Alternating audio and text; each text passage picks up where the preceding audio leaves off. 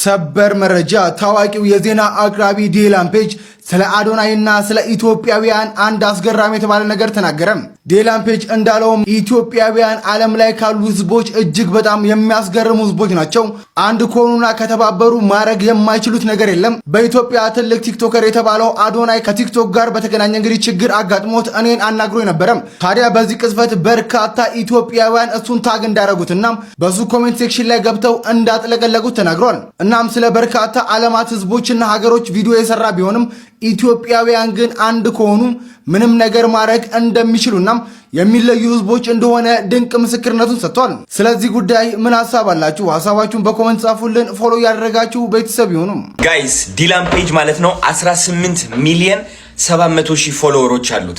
20 ሚሊዮን ፎሎወር እንደማደርሰው በመሴጅ ቃል ገብቼለታለሁ። ይህ ደግሞ ምን ያግዘኛል መሰላችሁ? አንደኛ ወደ ኢነር ሰርክሉ እንድገባ ያግዘኛል which is ከብዙ ቲክቶከሮች ጋር ኮኔክት ያደርገኛል። ሌላ ነገር ደግሞ ምንድነው ከቲክቶክ ሄድኳርተር ከሚያውቃቸው ሰዎች ጋር ኮኔክት ያደርገኛል ማለት ነው። ወንድማችሁ ቬሪፋይድ ይሆናል፣ ወንድማችሁ ኢንተርናሽናል ይሆናል። ስለዚህ እኔ ብቻዬን እንግዲህ አቅም የለኝም፣ ከናንተ ጋር ነው አቅሜ። ሁላችንም አንድ ስለሆን ነው፣ አንድ ሆነን ስለምንራመድ ነው የፈለግነው ነገር የምናሳካው አይደል እንዴ? ስለ ጋሽ ሰለሞን፣ ለሱራፌል ተካ፣ ለዘማሪ ገብረ ዮሐንስ ይህ ሁሉ ነገር ማሳካት የቻልነው እኔ ብቻ አይደለሁኝም። እኔ ዝም ብዬ ድምጽ ሆንኩኝ እንጂ እናንተ ናችሁ ከጀርባ ሆናችሁ ከሐሳቤ ጋር ተስማምታችሁ ይህ ተአምር የፈጠር ነው። አሁን ደግሞ ሌላ ተአምር መፍጠር እንችላለን። ያለንን ፋን ቤዝ ያለን አብሮነት ተጠቅመን ማለት ነው የማንደርስበት ደረጃ የለም፣ የማንደርስበት ሰው የለም፣ የማናሳካው ነገር የለም። ስለዚህ ጋይስ ከጎኔ እንድትሆኑ ፈልጋለሁ። አሁን በእናታችሁ I need you so much። ዛሬ ቬሪፋይድ መሆን አለብኝ። we're going to be international። ወንድማችሁ ዝግጁ ነው። I am ready ያልኳችሁ ነው። አሜሪካ መጥቻለሁ። ዋሽንግተን ዲሲ ነው ያለሁት። በጣም ታላላቅ ቲክቶከሮች አሜሪካ ውስጥ ይገኛሉ። ስለዚህ ከነሱ ጋር ኮላብ ማድረጌ አይቀርም። እየመጣው ነግራችኋለሁ። እኛ በምንድነው የምናሳምናቸው ትልቅ እንደሆን ፎሎወራቸው እናስጨምረዋለን እንዲደነግጡ ማለት ነው። ኦኬ። ስለዚህ ዲላን ፔጅ 18 ሚሊዮን 700,000 ፎሎወሮች አሉት። 20 ሚሊዮን ፎሎወር እናድርሰው። ይህ እንግዲህ ኦፊሻል ቻሌንጅ ነው። ሁላችሁም ሄዳችሁ ዲላን ፔጅ አካውንት ፎሎ አድርጉትና ከዛ ኮሜንቱ ላይ እየገባችሁ 20 ሚሊዮን ፎሎወር ብላችሁ ጻፉለት። 20 ሚሊዮን ፎሎወር 20 ሚሊዮን ፎሎወር 20 ሚሊዮን ፎሎወር እያላችሁ ጻፉለትና አቴንሽኑ ኦሬዲ ከኛ ጋር ይሆናል፣ ይዘነዋል ማለት ነው። ጋይስ ትኩረቱ ከያዝነው የምንፈልገውን ነገር እናደርጋለን፣ ውጪ ትልቅ ደረጃ እንደርሳለን። ይህ አካውንት ደግሞ ባን አይሆንም።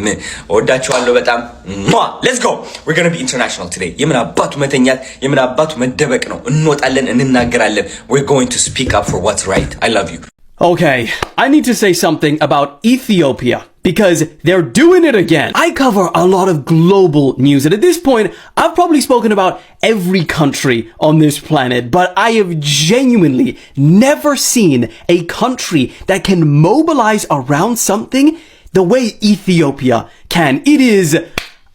I don't even understand it. In the latest instance, right now, one of their largest creators, Adonai, he's having issues with his TikTok account. Shock. And so he made a series of videos like appealing for my help. I mean, I don't know how much I can actually do, but point is, today, it feels like I've been hit by a tsunami. I must have got, no exaggeration, like 100,000 tags on all of these videos that have now been made in relation because other people are now making videos about his videos. I'm telling you, I've never seen a country be able to do this before. And it's like unique to Ethiopia for some reason. Like in the past when they were opening their dam last year, they must have tagged me 200,000 times. And when I made a video about it, they ran that up to like 25 million views. For a dam. That must be the most viewed dam in history. Point is, Ethiopia have got some power when they mobilize around something. So mobilize around something good, the world is yours.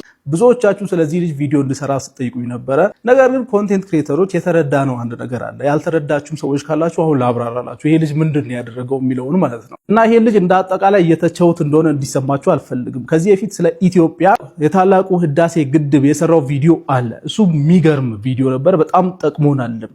ግን አሁን እሱ ራሱን የብራንዱን ኢኩዊቫለንት ማለትም እኔ ያለኝ ብራንድ አለ ዳይላን ፔጅ የሚባለው ብራንድ ሶ የኔ ኢኩዊቫለንት ኢትዮጵያ ናት ብሎ እንደ ኢትዮጵያ ነው ከኛ ጋር መነጋገር ቢፈልገው እንጂ አንድ ኢትዮጵያ ውስጥ ያለ ክሬተር መደገፍ ስሙን ጠቅሶ ቪዲዮ መስራትን እየፈለገ አይደለም። ሶ እኔ ዞሮብኝ ነው ወይስ ብዬ ግራ ገብቶኝ ጄሚናይ ላይ ገብቼ ያደረገውን ነገር ተጠይቀው ነበር። ጄሚናይ ይሄ ልጅ ያደረገው ነገር እንዴት ታየዋለ? እንደ ብራንድ ስፔሻሊስት እንደ ሶሻል ሚዲያ ብራንድ ስፔሻሊስት አውራኝ ብየው ጄሚናይ ያለኝን ነገር አሳያቸዋለሁ። ሶ የኔን ሐሳብ ኮንፊርም ነው ያደረገልኝ። ሶ ሶሻል ሚዲያ ላይ ያለ ኢትዮጵያዊ በሙሉ ማለት ይቻላል በመቶ ሺዎች የሚቆጠሩ ኢትዮጵያውያን ተሰባስበው ይሄንን ልጅ አንድ ነገር ጠየቁ። ኢትዮጵያውያን የጠየቁት ነገር ምንድነው? አንድ ኢትዮጵያ ውስጥ እኛ የምንወደው ቲክታከር አለ፣ በተለያዩ መንገዶች አታክ እየተደረገ ነው፣ የቲክታክ ሲስተም ልክ አይመስልንም ምናምን ብለው እንግዲህ ለቲክታክ ሪፖርት እንዲያደርግ የበኩሉንም እንዲያደርግ እንግዲህ ጠየቁት። ሁለተኛ ደግሞ አንድ መረዳት ያለባቸው ነገር ይሄ ዳይላን ፔጅ የሚባለው አካውንት ቬሪፋይድ የሆነ አካውንት ነው። ሶ በጣም ፖፑላር ነው እና እሱ ሜንሽን እያደረገ ቪዲዮ ከሰራ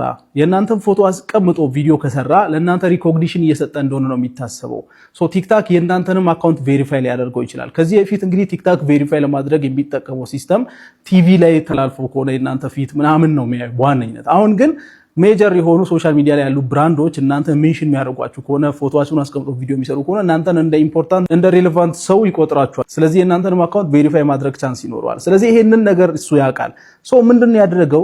ኢትዮጵያውያን ሲጠይቁ ይሄን ነገር ሲጠይቁት ቪዲዮ የሰራበት መንገድ በአጭሩ የተጠየቀው ሌላ የተናገረው ነገር ሌላ ነው። ልክ እንደ ፖለቲከኞች ማለት ነው። ምንድነው ያደረገው? መጥቶ ኢትዮጵያውያን በጣም ትገርማላችሁ አለ።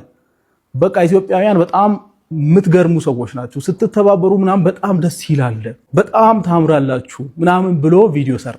መሀል ላይ የሆነች ቦታ ምናምን ሜንሽን ዝም ብሎ በቃ በንግግር መካከል ሜንሽን አድርጎ ከታችም ካፕሽንም ላይ ሜንሽን የተደረገ ሰው የለም፣ የማንንም ፎቶ አልተጠቀመም ምናምን። ይሄንን ያደረገበት ምክንያት ምንድነው መሰላችሁ? አንደኛ ይሄ ሁሉ ሰው በመቶ ሺዎች የሚቆጠር ሰው ሜንሽን እያደረገው ይሄንን ጉዳይ ዝም ብሎ ማለፍ ለብራንዱ ጥሩ አይደለም። ሰውን እንግዲህ እየናቀ እንደሆነ እንዲታሰቡበት አልፈለገም። ሰው የጠየቀውን ነገር ደግሞ መቶ እንዳይመልስ፣ ሰው የጠየቀውን ነገር ደግሞ መቶ እንዳያደርግላቸው በኋላ የሆነ ትራፕ ውስጥ ይገባል። ትራፕ ውስጥ ይገባል ማለት ሌላም ከተለያዩ ሀገሮች ሰዎች የራሳቸውን ክሬተሮች ቬሪፋይ ለማድረግ እናም እንግዲህ በቲክቶክ ሲስተም አታክ ያደረጉ ያሉ ሰዎች ካሉ መቶ እዛ ጋር እሱን እንዳያጨናንቁት በሚል እንግዲህ የኢትዮጵያውያንን ኮሜንት ጸጥ አስባለው ማለት ነው። ባንዴ ምን ብሎ ኢትዮጵያውያን ስትተባበሩ በጣም ታምራላችሁ።